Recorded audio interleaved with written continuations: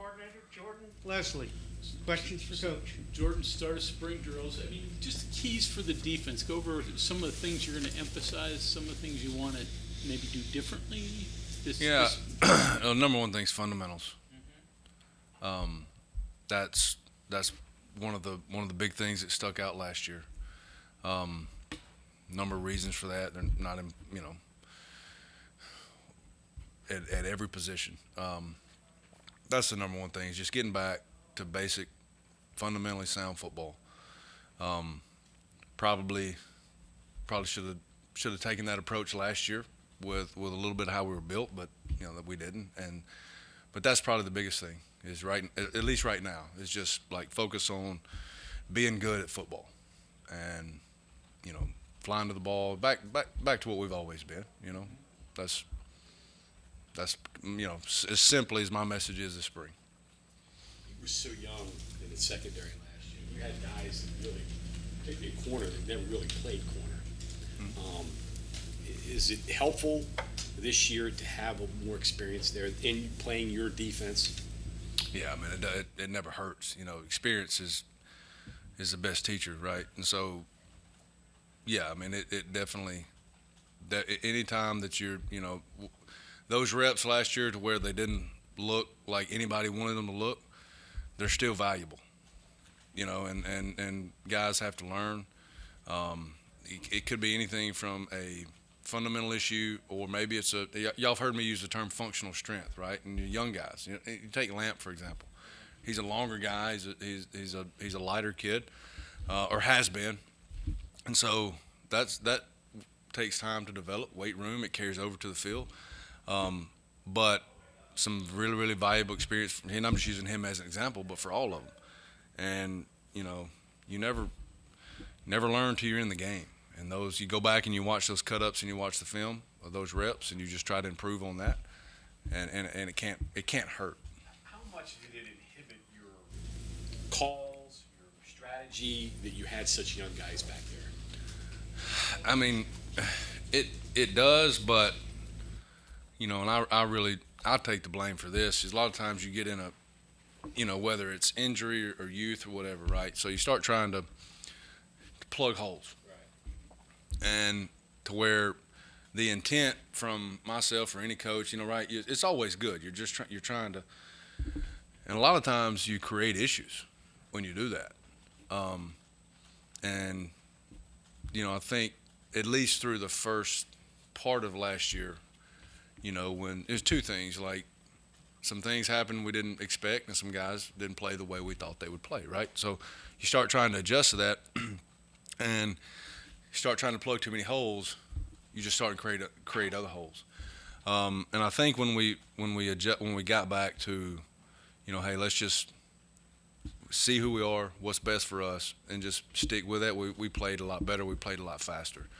Now obviously we think those holes are plugged, and so now it's just about playing our defense, fundamentally getting better, and playing fast. And so that's our whole goal the entire spring. Defensive front, you get a lot of replacement there. Do you like what you have? There's some injuries there to keep people out in the spring. How do you rebuild that area? I mean, you can't control the injury side of it. But what's there, I like. It's different, but I like it. We're going to have to use it a little bit different. And then obviously through the next 4 weeks, 15 practices, seeing what guys can do and what more importantly, what they can't do, and just stay away from that, and play to their skill sets. I think that's what any good coach should do. But I like the pieces. Most athletic linebacker group you've had since you've been here? The people you've added in and what you got coming back? I mean, you got your top tackler back. You've got some pieces, some recruited guys that you're counting on. Yeah, I mean, feel good about it. I mean, you start with Lee.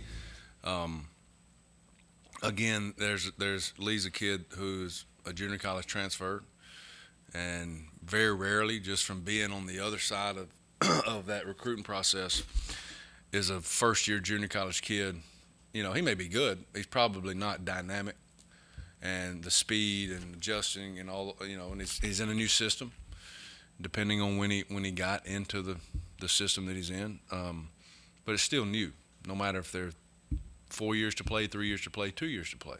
Just such a gap between the game. So obviously we feel good about his experience last year, and then the 15 practices coming up. But the guys we've recruited there, we poured a ton of time and effort.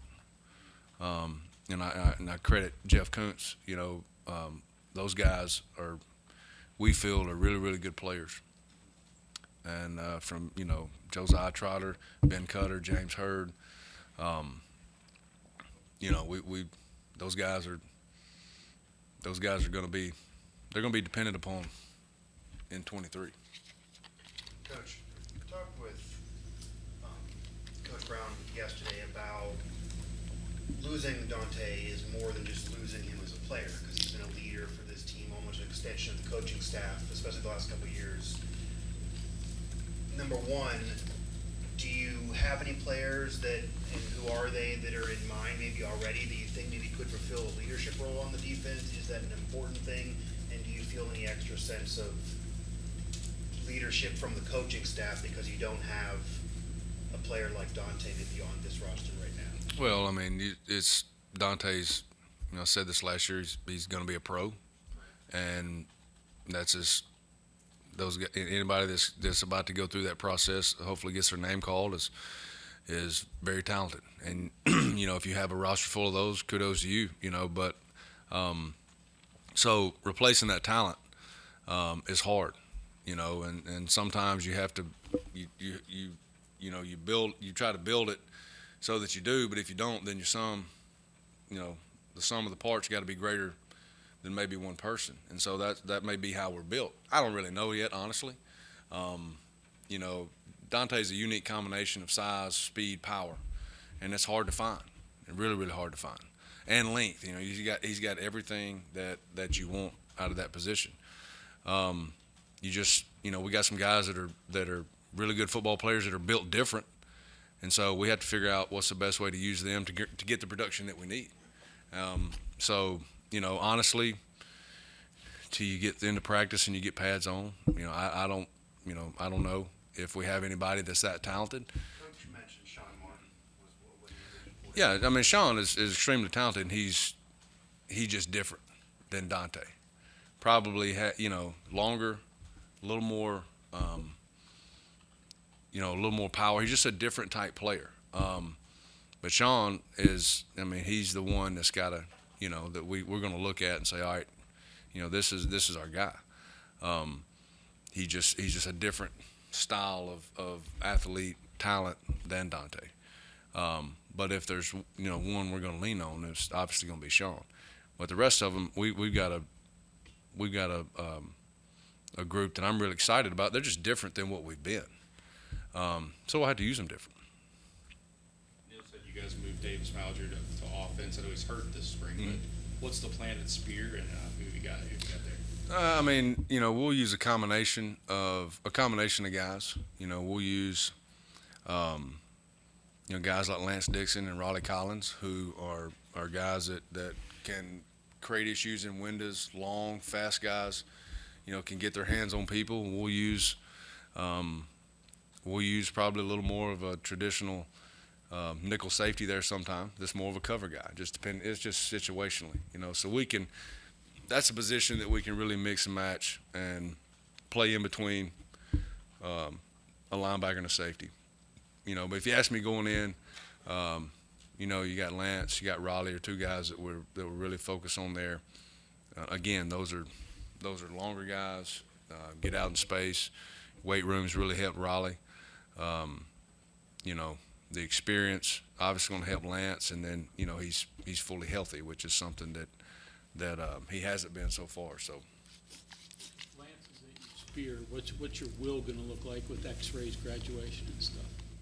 What's your will look like if Lance is at Spear and X-rays graduating? So we'll rep. We'll rep a number of guys in between Mike and Will. honestly. You know, Trey Latham's a guy that's coming off of a little, just a minor knee deal, but he'll be ready to go. Repping him there. Ben Cutter will rep there. Jai Favris will rep there. We've really kind of that's one position that we've really simplified what the job is and letting them play, and so it's kind of going to be repping a bunch of guys there, seeing who fits the best. In a perfect world, do you want your spear to be able to play both so you don't tip your defense off? Sure. Yeah. That's you're a unique guy. You need a. There's a lot of things in a perfect world. Yeah. I'd like to have a guy on the other side that don't let the ball get off. Right. So. But that spear is a tricky. You got to have an extraordinary athlete to play that position. Yeah. I mean, he's in space all the time. Yeah. So whether you're playing zone, playing man, whether you're matching your coverage, whether you're not, there's all different ways that you can play that guy. The number one thing you look for there is what's the skill set. Is he a long, fast guy that can cover ground? That's probably a zone guy. Is he a quick twitch guy who can match routes? He's probably a man guy. So if you got both, you play both. If you don't, you got to lean more toward the other. You mentioned this young linebacker. Is Trotter strictly a Mike, or is he going to bounce between two? Or He'll wherever he's best. The kid is a unbelievable talent. Obviously has a good head, for the game, and so. But he will. Simple answer, yes. Primarily a Mike, but he'll be a guy that'll play a number of positions. How's Hurd's ball get off? On one practice, has he got it? Yeah, he does. I mean, that's the one thing that sticks out going back to the evaluation process. With your primary pass rusher, the thing you evaluate is first step. If they don't have that, they don't have anything. So it really doesn't matter after that. But we worked a circuit drill today with a blitz path, and I was the quarterback running the drill, and he's there. He's on you pretty quick. So he's which is why he's here, and that's the way he's going to be used. How do you approach cutting back on explosive plays against you? Last year, was that a personnel matter or experience matter, or what was it? I mean, if you go back and watch, that is the first thing that I watch is explosive cut up. All the explosive plays, and I usually go 12-yard run, 15-yard pass. Everybody's a little bit different. I just bumped it down to plus plays that were 10 yards or over, and it was a number of issues. Number one way is just do your job. Don't try to do anybody else's job. Just do your job. And the other thing, a lot of times, was a fundamental issue going back to having to mix and match pieces as you lose guys or you have to move guys, whether it's before game, in game. That I should have done a better job of getting the guys in the position. Those are really the two things that stuck out. But it's very simply do your job. And I think that the changes that what Coach Brown has talked about and the simplification that's one thing that I'm going to make sure they know every single day is exactly what their job is. And that's how you go about fixing it. When you say you should have done a better job getting guys in position, do you mean on the field defensively, on individual plays, or playing positions? I mean, really on field. Yeah. I mean, game. Again, you start trying to plug holes. You get too many, you create more issues than what you started with a lot of times. And that's, like I said, the intent is what you're trying to do is good, but, if you just stick to what you are and what you can be, you're probably just as good as you were, with the holes that you had.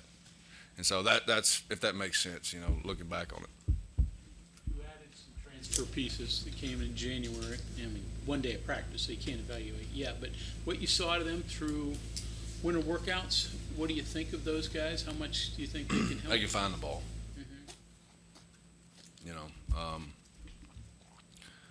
well, you know, if you're talking about secondary with Montre and Keyshawn Cobb, they can find the ball. Got a nose for the ball, can play the ball. That was the number one evaluation for me, for our staff going into the transfer market. Is that's the one thing I want to see on film. I want to see guys that, when the ball is in the air, what do they do?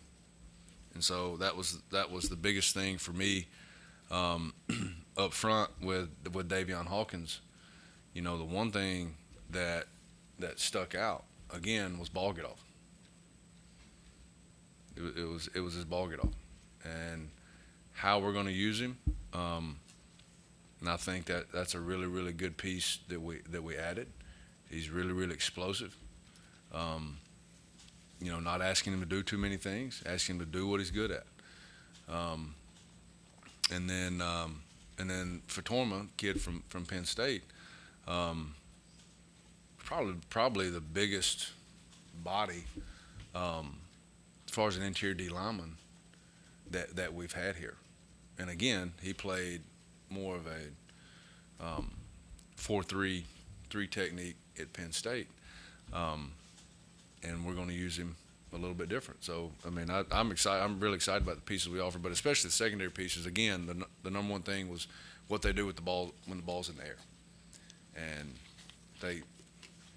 that's something that did show today. So, pretty excited about those guys. Jordan, after the season, Neil talked about even though it was a down year, he didn't lose faith in any of the defensive staff and in your guys' ability to coach. What did it mean to hear that level of confidence from your head coach? I mean, it's awesome. It's great. But you know, I mean, I've been with Neil a long time, and we've had a lot of success both sides of the ball. And again, go back to last year. You know, some things happened we didn't plan on. You know, like he's mentioned how the portal hurt us, and it did. But some things happened we didn't plan on. Some guys didn't play the way we thought we would. I don't feel any different about last year going into it. I wouldn't change my mind now. You know, so but I mean that's good to hear. But we got to fix it. So I don't have time to, you know, complain about it and the what ifs and it's whoever the things that happen, like just got to fix it, and that obviously makes it easier to fix, knowing that he does. But I mean I knew that, before. So. Hey, Jordan, you're talking about trying to solve problems and creating others. I just want to make sure I understand. Are you, to compensate, were you asking more from other positions of players that maybe they weren't ready to do to cover up some other areas? No, I think that in a way, and sometimes yes, but I think the biggest thing was like, you look at what we had to ask our front to do, right? Which, you go back through the numbers for years, would have been the best part and the most productive part of our defense, right? Well, when you're having to compensate a little bit in coverage, it's hard to be as aggressive, with whatever your fronts are, the designs of them. So that, created some holes probably in the run game a little more than we wanted to.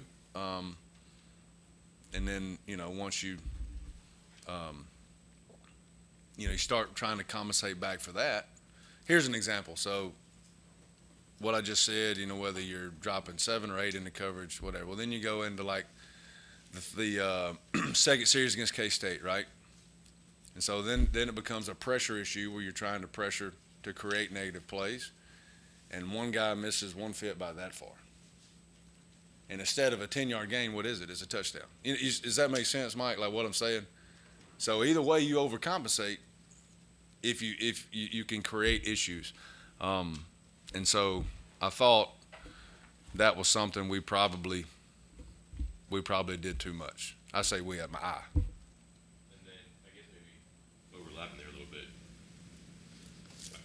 question, I guess, but what's simplified football? Is it a simpler formation? Is it fewer things after the snap? It's a big word. I don't quite know what you mean by that. No, I mean, it's when you say simplify, it's picking the things that you are and what you can do and very simply doing them. And instead of trying to make a lot of, say wholesale changes, you make minor tweaks as you go. And if you come across, whether it's injury, whether guys in game, whatever it is, where you lose guys, then you may have to adjust something subtly, but you don't, if you wholesale it, then if it works, great. If not, maybe you've overcompensated a little bit, I guess kind of even continue there. Neil mentioned yesterday that especially at secondary linebacker, maybe smaller but lighter, but also faster, the speed around, and that may help you play simpler by just going to a spot and getting there fast. In a way, does it work out? We're just being quicker. Speed doesn't hurt, but there's guys that run 10-3 that can't change direction, that'll snap their leg in half if a guy tries to make a miss. So there's track fast and there's football fast. Like I said, speed doesn't hurt, but to me, it's just overall athleticism. Being able to bend, play with vision, react to the ball, change direction, those are very simple things that you either recruit, obviously, or you make sure that they're using that skill set within the scheme of your defense, which is very simply, like you just said, it's go to a guy, go to a spot, play ball. Coach, I know it's early in the offseason process still, but once again starting the season in a difficult place to play on the road, and last year the defense, it seemed like, kind of hit its stride and improved a little bit in the middle of the season, but had that rough start.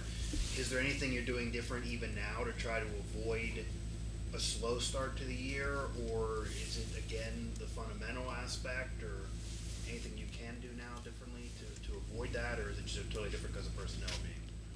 No, I mean you're going to obviously be whatever your personnel allows you to be. Where we go, who we play, that's not my call. Whether there's 10 people there or 110,000, whatever it holds, I don't know. You can't. I'm not going to change anything we do defensively because of who and where we play. We're going to line up and obviously hopefully have an idea. We'll have a plan for them. And, again, go out, execute it, play ball. And, if, again, like just like last year, if something unexpected happens, you have an injury in the second series of the game, you adjust the best you can and you move on. And that's what it is. But we're not going to, sit around and worry about, changing anything we do because of who we play and where it is and how, we know who it is and where it's at. It's on the schedule. It'll be here in however many months, so we'll be ready. For spring to know that right off the bat we're going to play a physical Big Ten type style. Obviously, our kids know it. We know it. But right now it's about us.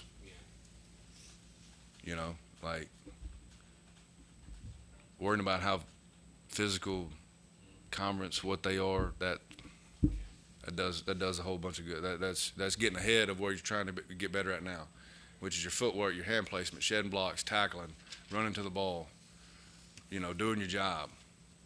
That's all I'm worried about. Okay,